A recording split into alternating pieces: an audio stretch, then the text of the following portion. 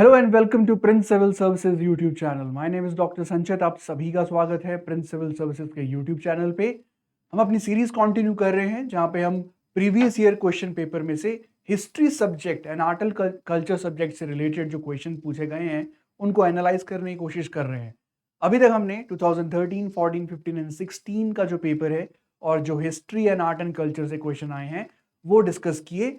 हम 2017 का part 1 discuss कर चुके हैं और ये है आपका पार्ट 2। तो आइए स्टार्ट करते हैं previous year question 2017। So next question है, which one of the following was a very important sea port in the Kakatiya kingdom. सो ये क्वेश्चन बहुत बार रिपीट हो चुका है फ्रॉम एंशियंट मेडिवल हिस्ट्री। जितने भी आपके पोर्ट्स हैं और बड़े बड़े जो किंगडम्स हुए, चाहे वो साउथ इंडिया में आपका चोलास था, चाहे वो आपका चेरास था, और अब क्वेश्चन पूछा गया ककातिया किंगडम से। सो आपके ऑप्शंस हैं काकीनाडा, मोटुपल्ली, मछलीपट्टनम एंड नेल्लूरू।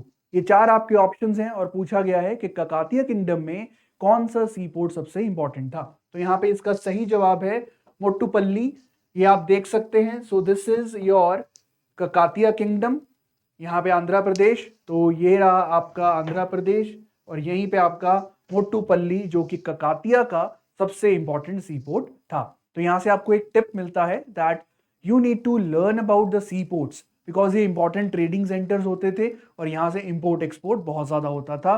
तो वेस्ट कोस्ट पे, ईस्ट कोस्ट पे जितने भी आपके सी पोर्ट्स हों, चाहे वो गुजरात से स्टार्ट होके आपका आंध्र प्रदेश, उड़ीसा तक जाता है, तो ये सब आपको याद करने हैं। Next question, so from modern Indian history, consider the following statements.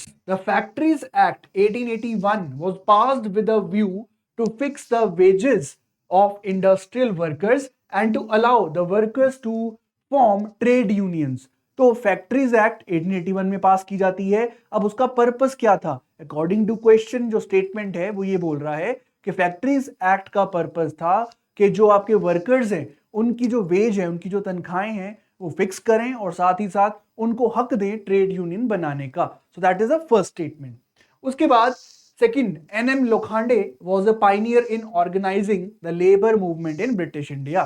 तो ये फैक्ट है कि NM Lokhande was a personality, उनका योगदान रहा है लेबर मूवमेंट ऑर्गेनाइज करने में इंडिया में।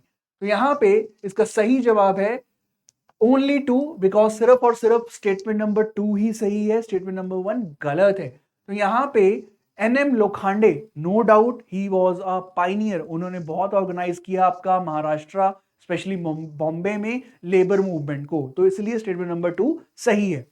What about the statement number 1? देखिए, फैक्ट्रीज एक्ट 1881 लॉर्ड रिपन ने आपका लागू किया था और उन्होंने इसलिए लागू किया था बिकॉज उस समय में आपका जो वर्किंग कंडीशंस थे, जैसे कि आर्स कितने हैं या स्पेशली चिल्ड्रन एंड आपके जो वुमेन हैं, उनका जो वर्किंग कंडीशन था उसको रेगुलेशन की जरूरत थी। तो यहां पे फैक्ट्रीज एक्ट पास किया गया। सबसे पहले इस एक्ट में बिलो द एज ऑफ 7 जो चिल्ड्रन है फैक्ट्रीज में काम नहीं कर सकते। साथ ही साथ उनके वर्किंग आवर्स आपके ऑर्गेनाइज किए गए और साथ ही साथ सिक्योरिटी में भी काम किया गया। अगर कोई बहुत ही डेंजरस कोई मशीन है तो उसके आसपास आपका पूरा का पूरा बाउंड्री होना चाहिए सो दैट अनटूवर्ड इंसिडेंट कोई ना हो। सो that is the statement 2 is right, first is wrong. यहां पे कोई बात नहीं हुई थी कि वेजेस फिक्स कर दें या ट्रेड यूनियन बनाने का राइट देते। Next question, the trade disputes act of 1929 provided for. तो एक एक्ट था फैक्ट्री एक्ट, उसके बाद ट्रेड डिस्प्यूट एक्ट किस लिए आपका लेके आया जाता है? The participation of workers in the management of industries, ताकि जो वर्कर्स हैं जो इंडस्ट्री को मैनेज करने में आपका पार्टिसिपेशन कर सके। दूसरा, arbitrary powers to the management to quell industrial dispute, अगर कोई डिस्प्यूट हो रहा है तो मैनेजमेंट को बहुत ज्यादा पावर दे दी गई है ताकि उसको खत्म कर सके। Third, an intervention by the British court in the event of a trade dispute, and the last is a system of tribunals and a ban on strikes. तो yes, ट्रेड डिस्प्यूट एक्ट 1929 का आपका system of tribunals लेके आता है अगर कोई dispute हुआ है उसको आपका सॉल्व करने के लिए। साथ ही साथ आपकी जो ट्रेड यूनियंस हैं उनकी जो कोर्सिव एक्टिविटीज हैं, मतलब प्रेशराइज करके वो कोई काम करवाना चाहते हैं तो वो स्ट्राइक के थ्रू करते हैं, तो उस पे आपका बैन लगाया गया था ट्रेड डिस्प्यूट एक्ट ऑफ 1929 के द्वारा।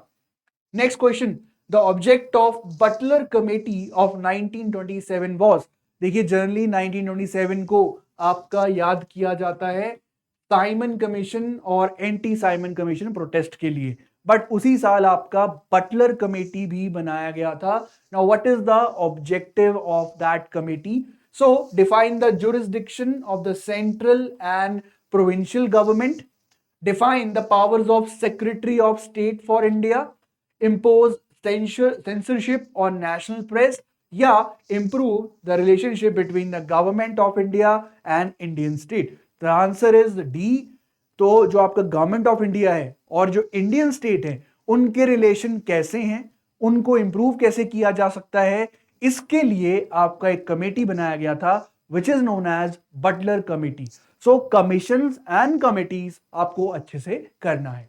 Next question, with reference to Indian freedom struggle consider the following events, mutiny in Royal Indian Navy, Quit India movement and second round table conference. तो आपको 3 इंसिडेंसेस इवेंट्स दिए गए हैं, आपको arrange करना है क्रोनोलॉजिकल सीक्वेंस में, सबसे पहले कौन सा हुआ, उसके बाद और एंड में कौन सा हुआ। सो ये 3 इवेंट्स है। The right answer is 3 to 1। Second round table conference 1931, quit India movement 1942 and your royal Indian navy 1945-46। So 3 to 1। इस तरह से आपको क्रोनोलॉजी याद करनी है, डेट्स पर्टिकुलरली ईयर जो है सबसे इंपॉर्टेंट वो याद करना है, बिकॉज आपको क्रोनोलॉजी सेट करने के लिए क्वेश्चन पूछे जाते हैं। So that was the part 2। एक बार देख लेते हैं कौन कौन सा टॉपिक पे क्वेश्चन पूछा गया। सी पोर्ट्स, इस बार क्वेश्चन पूछा गया ककातिया किंगडम से, चोला, चेरा, पांड्या एंड सो ऑन, जो साउथ इंडिया के आपके किंगडम्स हैं वहां से क्वेश्चन पूछे जाते हैं। नेक्स्ट, ब्रिटिश ने कौन कौन से लेजिस्लेशन या एक्ट पास किए, उनके क्या क्या प्रोविजन थे, वो आपको याद करना है। Factories act, trade dispute act. फिर आता है commissions and committees, Butler committee पूछा गया, इसी तरह बहुत सारे एजुकेशन के रिगार्डिंग, प्रेस के रिगार्डिंग कमीशंस कमेटी बने हैं, वो आपको पता होना चाहिए। और एंड में क्रोनोलॉजी बेस्ड क्वेश्चन, सबसे पहले कौन सा हुआ, उसके बाद क्या, एंड एंड में कौन सा हुआ। So that was the part 2 of 2017. Please do watch the previous year question paper 2013, 14, 15 and 16, and we will continue this series in the coming videos. Thank you. Keep watching and keep learning.